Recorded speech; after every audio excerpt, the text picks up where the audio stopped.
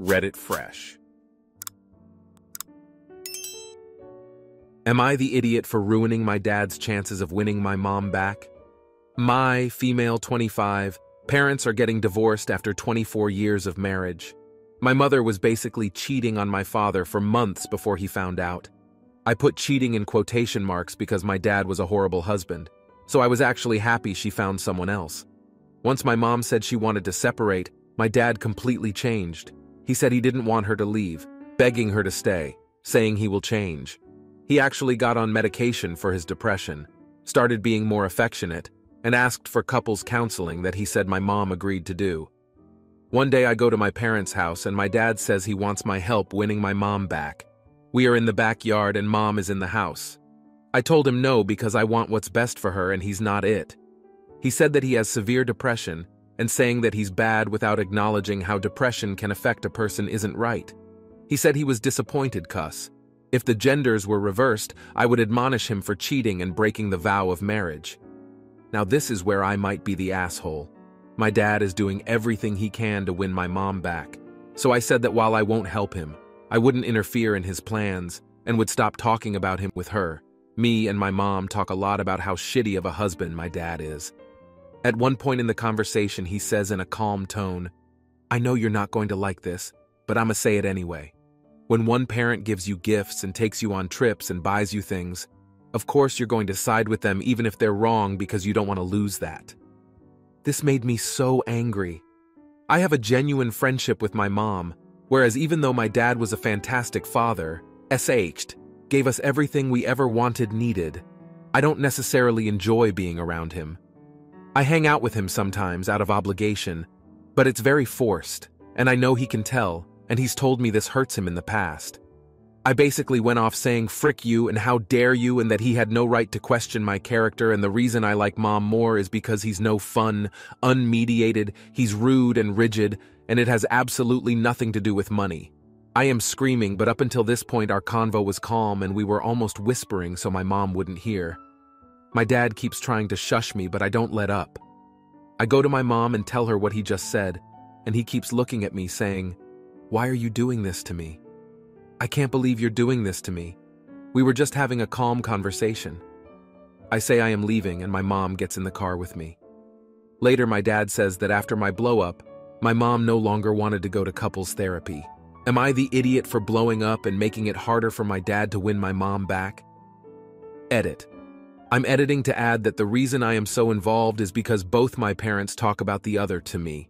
My dad started first, and my mom only got involved when I asked her if she was abusing him in the way he was claiming. But they both are wrong for this. Other important info: my dad told me my whole life that he has bipolar disorder, and that's why he was so messed up.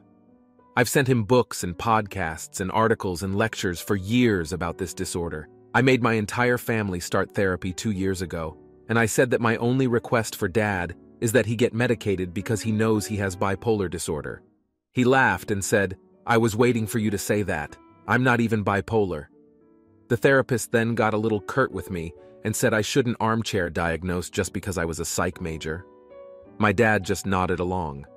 This is just one of his serious manipulations. But he does it to me often, and that's why our relationship is fractured. Not the idiot. Your dad was trying to manipulate you and your mom, and you did the right thing calling him out. You didn't ruin his chances to do anything. He's been doing that for years, and just wants a scapegoat to blame his actions on. Everyone sucks here. Your dad's mental health aside, he appears to not have been the best father by your post. However, your mother cheated, so there is that. Makes her equally as responsible.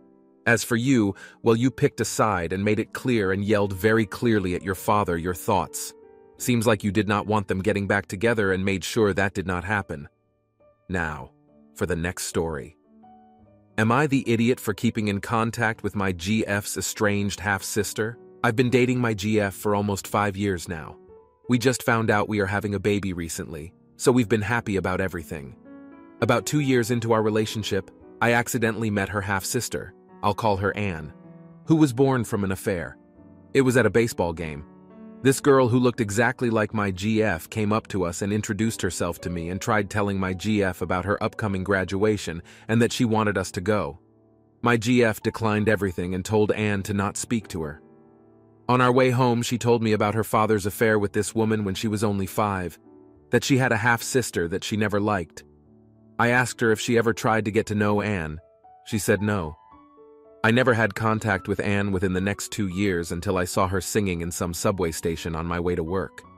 She noticed me and asked if I wanted to get coffee, which I agreed to. I asked her why she was singing in the subway station. She told me she was getting by and that she was living in a hotel room nearby. I had to leave early due to my work and gave her my number to keep in contact with me. So we did keep in contact with each other. I got her a job at a friend's hair salon and I helped her get an apartment. I told her about the pregnancy and we are becoming first-time parents. She was happy for the both of us.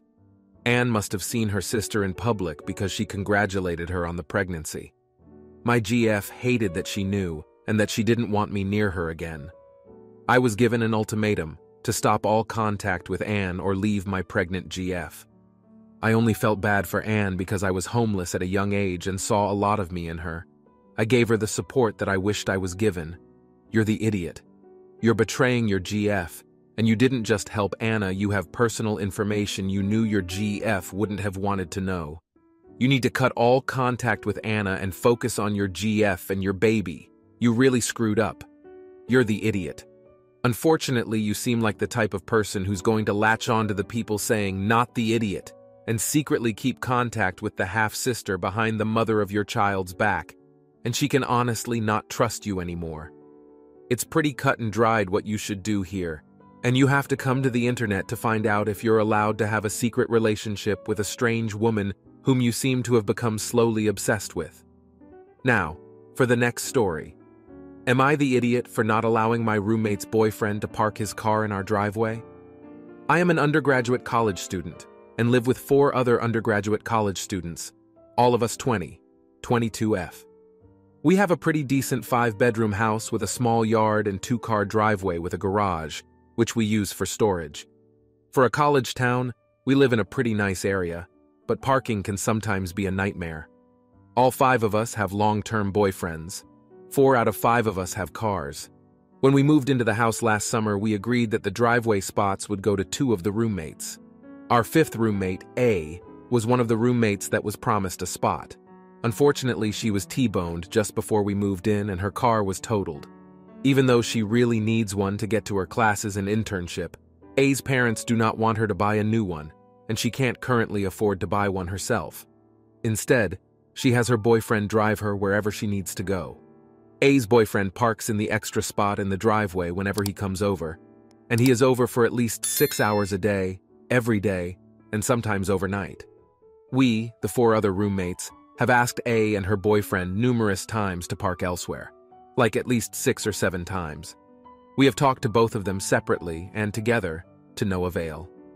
No matter the amount of conversations, A's boyfriend continues to park his car in the one remaining driveway spot. This has been going on for almost a year. We, the 4 other roommates, have all told our boyfriends not to park in the driveway, and they have abided by our requests. A sees nothing wrong with this situation, as she was promised the spot at the beginning of the summer, and she thinks that since they're sharing a car, he has a right to park there. However, since the circumstances just happen to be that she doesn't have a car right now, the other 4 of us think that if the spot should go to somebody, it should be someone whose name is on the lease for our house, as 3 of us could really use that extra driveway spot. When A's boyfriend isn't parked there, we rotate who gets to use it. Of course, this rarely happens. It got pretty heated today as one of my roommates came home to see A's boyfriend in the driveway again, and she said that if it happens one more time, she will be calling the police. I really don't want the cops to get involved, but I am kind of fed up with him parking there and feel a little disrespected that she won't just ask him to move. Maybe I'm just being too harsh. Are we being unfair? Are we the idiots? Edit. Here is some more info regarding why we promised her the spot. We originally agreed to let her have the spot because she had a small sedan, and we did not know if any of the remaining 3 roommates' cars would even fit in the driveway, 2 pickup trucks and a large SUV. This was prior to us moving in. Once we moved in, however, we realized that the driveway was long enough that any of our cars could fit, granted only 2 at a time. and we loosely started to rotate and got to park in either of the parking spots. This was until her boyfriend started parking there, and she claimed that he shouldn't have to move. Not the idiot. The parking is for the people on the lease. If the person on the lease is no longer parking there and there's no plans for that to be changing anytime in the near future, the parking space should go to someone else on the lease. You're the idiot. You promised a spot in that driveway without an exception, since she is using her boyfriend and his car as a vehicle to get around. In her mind, it shouldn't be a problem to park there. The vehicle he drives is being used because it's a necessity to hear you say yourself. You shouldn't walk this back during a time when she needs help the most. Now, for the next story. Would I be the idiot if I mainly get pricier items on the birthday registry? Hey y'all! I'm starting to lay the groundwork for my toddler's T's second birthday. It's in October, so just the very start of planning. Now, for their first birthday, I asked everyone to please not bring gifts. I even put it on the invitations. T didn't need anything. No one listened. T received at least 20 bags of toys, so we'll be doing a birthday registry. Since T has eczema, and cotton is a trigger for it, so we donate pretty much all cotton we get. My ex and his family haven't listened when I tell them about not getting cotton. That way, if anyone wants to get them clothes, they can get bamboo from brands we trust. For those who don't know, bamboo is much more expensive, but it doesn't break T out, and it lasts longer. For example, a Target footy would last maybe 6 weeks, while a bamboo one will last at least 9 months. We have some that's nearly a year old, still fits, but the price is roughly 4 times more for the bamboo. That said, this is just a personal experience. We still have a ton of toys, so aside from big-ticket toys, such as a wooden play kitchen or something like a nugget, we won't have toys on the registry. Note, these aren't exactly needed, though T will be getting a proper playroom and these would be nice. We simply don't need toys, nor do we need clothes, and I'm thankful for that. So I want to keep things that will get used, high-quality, long-lasting items on the birthday registry to both try and discourage gifting, and to try and ensure T gets items that will get used. However, I know that not everyone has tons of money to spend on these things, so I feel like I could potentially be a TA for doing this. Edit. This was a comment, but I think it should be on the post. Oh wow. Did not expect this much attention. To clarify, the birthday registry is a new thing on Amazon, and is the exact same as a regular wish list, but seems to be a little easier on the one setting it up. I also was planning on putting other essentials, such as diapers and other care items.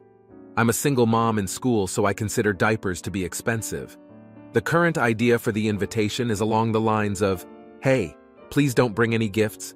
Your presence is a gift enough.